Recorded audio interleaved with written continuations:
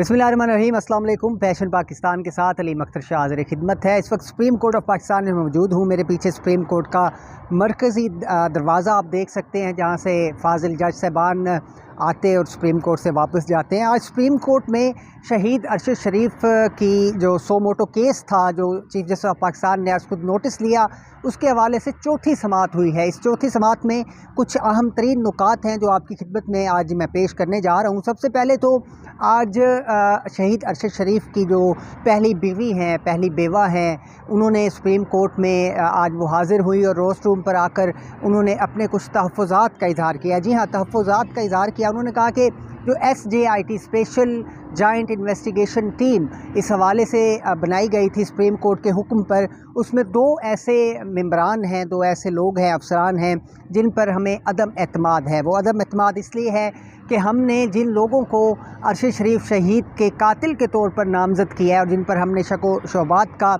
इज़हार किया है, वो उन लोगों के मातहत हैं। तो हमें ये लगता है कि वो उन लोगों के मातहत होने की वजह से एक गैर जानिबदार रिपोर्ट नहीं दे सकेंगे, गैर जानिबदार तरीके से वो तहकीकात नहीं कर सकेंगे। उन दो लोगों में बिलाशुबा मिलिट्री इंटेलिजेंस के जो एक सीनियर अफसर हैं और उनके साथ साथ दूसरे जो अफसर हैं ISI के, ज़ाहिरी बात है उनकी तरफ अरशद शरीफ की बेवा का इशारा था।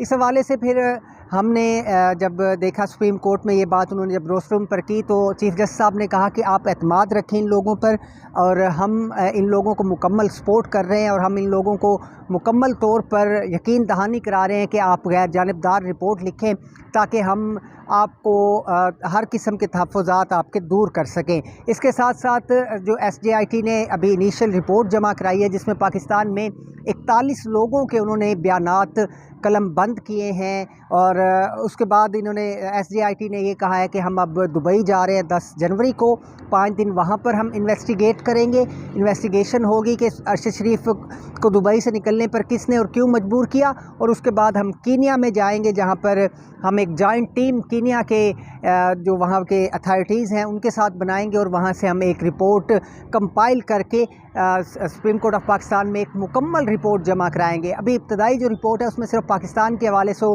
जो 41 लोगों का बयान कलम बंद किया गया, सिर्फ उसको शामिल किया गया है।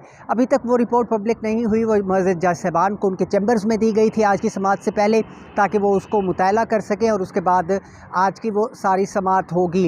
रोस्ट रूम पर आकर जो अटार्नी जनरल हैं उन्होंने इस रिपोर्ट को पढ़कर जज साहबान के सामने भी पेश किया। इस हवाले से जज साहबान ने कहा कि आपने जो जॉइंट टीम बनानी थी उसको आपको पहले ही तश्कील दे देना चाहिए था, मगर आपने उसमें बड़ी ताख़ीर से काम लिया है। चीज़ों को डिले ना करें और जल्दी जल्दी इन चीज़ों को कंपाइल करें।